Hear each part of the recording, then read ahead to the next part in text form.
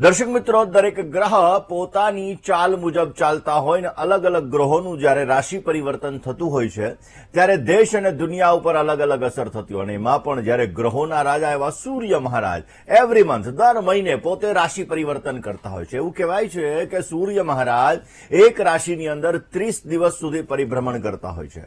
હવે 30 દિવસ પછી એ સૂર્ય મહારાજ એક રાશિમાંથી બીજી રાશિની અંદર પરિવર્તિત થાય અને જ્યારે પરિવર્તિત થાય એને સંક્રાંતિ કહેવામાં આવે છે. આપણે મકર રાશિની અંદર જ્યારે સૂર્ય મહારાજનું પરિવર્તન થાય ત્યારે આપણે મકર સંક્રાંતિનો પવિત્ર પાવન અવસર ઉજવીએ છીએ, જેની અંદર લોકો દાન પુણ્ય વગેરે વસ્તુઓ કરે છે, જેની અંદર લોકો છે એ પતંગો ચગાવે છે. એટલે દર્શક મિત્રો, ક્યાંક ને ક્યાંક જોવા જઈએ તો દરેક સંક્રાંતિનો એક પુણ્યકાળ હોય છે અને આ પુણ્યકાળની અંદર કરેલું દાન, કરેલું ધર્મ, કરેલા મંત્ર જપ આપણા જીવનની અંદર સમસ્યાઓનું નિવારણ લાવતા હોય છે.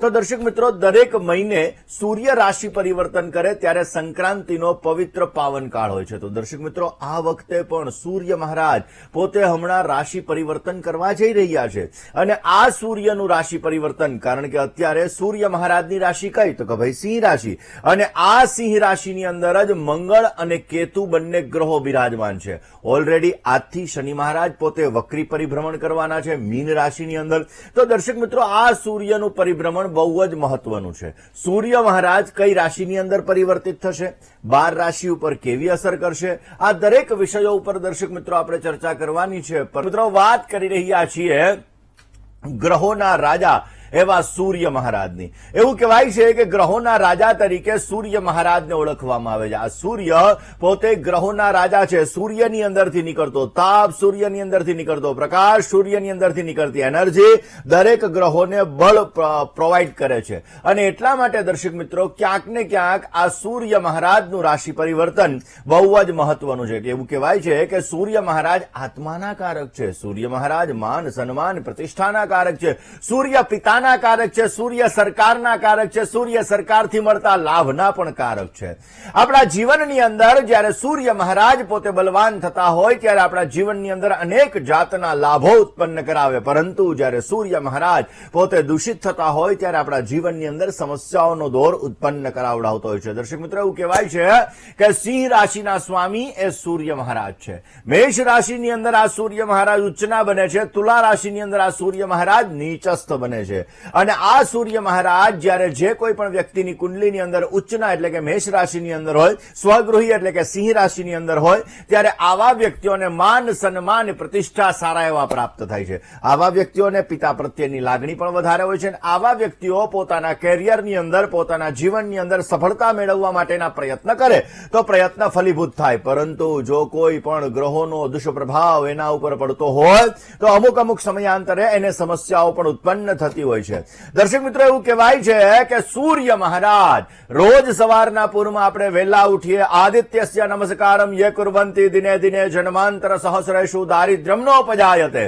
જે કોઈ પણ વ્યક્તિ રોજ સવારના પૂરમાં વહેલા ઉઠે, વહેલા ઉઠી ભગવાન સૂર્યનારાયણ ભગવાનને અર્ઘ્ય અર્પણ કરે ને આ અર્ઘ્ય અર્પણ કરવાથી જીવનની અંદર ક્યારેય દરિદ્રતા નથી આવતી. દારિદ્ર્યમ નોપજાયતે. એના જીવનની અંદર દરિદ્રતા ક્યારેય નથી આવતી ને એના જીવનની અંદર યશ, માન, પ્રતિષ્ઠા અને દરેક પ્રકારના સુખોની પ્રાપ્તિ થાય છે. એના જીવનની અંદર અનેક જાતના લાભો પણ ઉત્પન્ન કરાવે છે. દર્શક મિત્રો, સૂર્ય મહારાજ એક રાશિની અંદર મિનિમમ 28 થી 30 દિવસ સુધી રહેતા હોય છે. દર્શક મિત્રો, સૂર્ય મહારાજ દર મહિને રાશિ પરિવર્તન કરે. 14, 15 અથવા 16 તારીખની અંદર આ સૂર્ય મહારાજનું રાશિ પરિવર્તન થતું હોય છે. ચૈત્ર મહિનાની અંદર સૂર્ય મહારાજ ઉચ્ચના બને, જ્યારે મેષ રાશિની અંદર આ સૂર્ય મહારાજ, એટલે આમ અલગ અલગ માસની અંદર, અલગ અલગ મહિનાની અંદર સૂર્ય અલગ અલગ રાશિઓની અંદર પરિવર્તિત થાય. દર્શક મિત્રો, જ્યારે આ સૂર્ય મહારાજનું રાશિ પરિવર્તન થાય, કારણ કે રાજા છે, રાજા બીજી રાશિની અંદર આવે અને એ રાશિના અલગ અલગ નક્ષત્રની અંદર જ્યારે પરિભ્રમણ કરે ત્યારે અલગ અલગ રાશિ ઉપર, અલગ અલગ વ્યક્તિ ઉપર, અલગ અલગ દેશ ઉપર, અલગ અલગ દુનિયા ઉપર એની અલગ અલગ અસરો આપણને જોવા મળે છે. ખાલી એની રાશિ એટલે કે સિંહ રાશિની અંદર મંગળ અને કેતુનો પ્રભાવ આવ્યો, મંગળ અને કેતુ પોતે આવી ગયા અને આપણે જોઈએ છીએ કે અગ્નિ તત્વના ગ્રહો અગ્નિ તત્વની રાશિની અંદર આવ્યા તો કેવો હોહાપો મચાવી દીધો. આ વાતાવરણની અંદર કેવો ક્યાંક ને ક્યાંક સમસ્યાઓ ઉત્પન્ન કરાવી દીધી.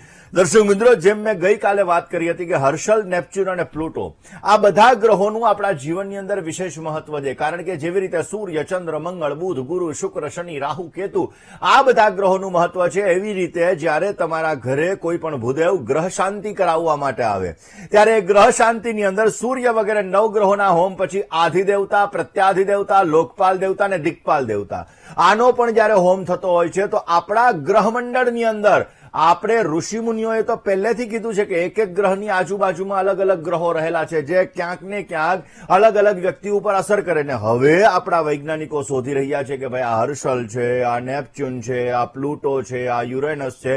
તો દર્શક મિત્રો, ક્યાંક ને ક્યાંક જોવા જઈએ તો આ સૂર્ય મહારાજનું રાશિ પરિવર્તન બહુ જ મહત્વનું છે. આ સૂર્ય મહારાજ આપણા જીવનની અંદર જ્યારે રાશિ પરિવર્તિત થતા હોય છે ત્યારે આપણા જીવનની અંદર અલગ અલગ અસરો કરતા હોય. 16 જુલાઈ 2025 એટલે કે આવતી 16 તારીખે આ સૂર્ય મહારાજ પોતે સવારના 6:17 પોતે સૂર્ય મહારાજ રાશિ પરિવર્તન કરવાના છે. મિથુન રાશિની અંદર અત્યારે બિરાજમાન છે, બુધની રાશિની અંદર છે. હવે આવશે કર્ક રાશિની અંદર. કર્ક રાશિ એટલે કઈ? તો કે ભાઈ ચંદ્ર મહારાજની રાશિ. ચંદ્રમાં મનસો જાત ચક્ષોઃ સૂર્યો જાયત. જલ તત્વની રાશિની અંદર અગ્નિ તત્વના દેવતા આવશે અને ઓલરેડી અગ્નિ તત્વની રાશિ એટલે કે સિંહ રાશિની અંદર મંગળ અને કેતુ બિરાજમાન છે. આ એક મહિનો આપણે જોઈશું કે વાતાવરણની અંદર અનેક જાતને ક્યાંક ને ક્યાંક પલટાવ લઈને આવશે. બની શકે કે ઘણી જગ્યાએ સુનામીની અસરો પણ આપણને જોવા મળી શકે, ઘણી જગ્યાએ વાતાવરણની અંદર અલગ અલગ આપણને વસ્તુઓ પણ જોવા મળી શકે. અને જ્યારે લોકો છે એ પોતે વરસાદની આગાહી કરતા હોય તો સૂર્ય જ્યારે આદ્રા નક્ષત્રની અંદર પ્રવેશ કરતા હોય, સૂર્ય મહારાજ જ્યારે અલગ અલગ નક્ષત્રની અંદર પ્રવેશ કરતા હોય ત્યારે જે વાતાવરણના જાણકાર લોકો છે પોતે આગાહી કરતા હોય કે નહીં હાથીઓ બેસશે એટલે આ સમયે વરસાદ થશે.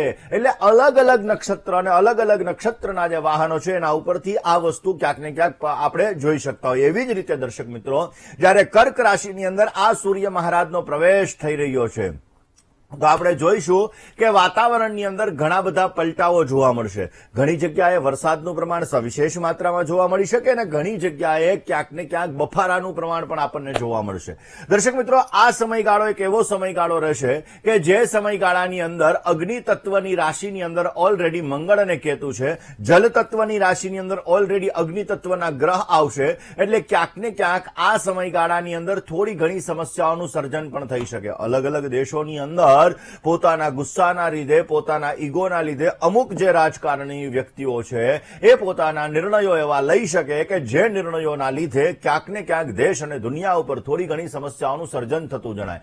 દર્શક મિત્રો, શેર બજારની અંદર જે લોકો ઇન્વેસ્ટમેન્ટ કરે છે, કારણ કે ઘણા બધા લોકો પોતે પોતાના નાણાં, પોતાની બચત શેર બજારની અંદર ઇન્વેસ્ટ કરતા હોય, પછી એ ક્યાંક ને ક્યાંક જોવા જઈએ તો એ ઇન્વેસ્ટમેન્ટની અંદર એને લાભ પણ મળે અને નુકસાન પણ મળે. પરંતુ આ સમયગાળો એવો છે કે આ સમયગાળાની અંદર જો તમારે શેર બજારમાં ઇન્વેસ્ટમેન્ટ કરવું છે સમજી વિચારીને કરજો.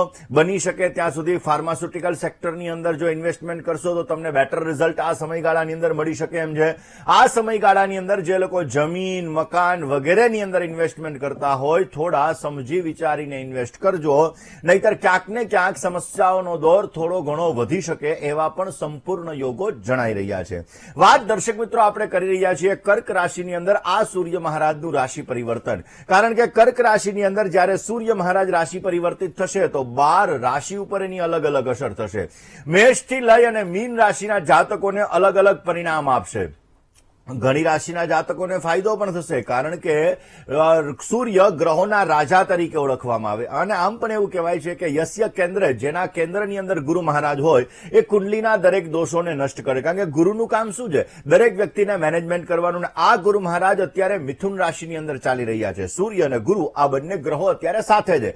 હવે ગુરુ મહારાજ પાસેથી સૂર્ય મહારાજ નીકળી અને કર્ક રાશિની અંદર પ્રવેશ કરવાના છે. કર્ક રાશિ એટલે ચંદ્રની રાશિ. આ રાશિની અંદર પ્રવેશ કરતાની સાથે જ ક્યાંક ને ક્યાંક સૂર્ય પોતાનો ડિસિઝન પાવર, પોતાનું જે નિર્ણય શક્તિ છે આ નિર્ણય શક્તિના આધાર ઉપર અલગ અલગ નિર્ણયો પોતે લઈ શકે, જેની અંદર ઘણી બધી રાશિના જાતકોને ફાયદો પણ મળી શકે અને ઘણી બધી રાશિના જાતકો છે આને નુકસાન પણ થઈ શકે. તો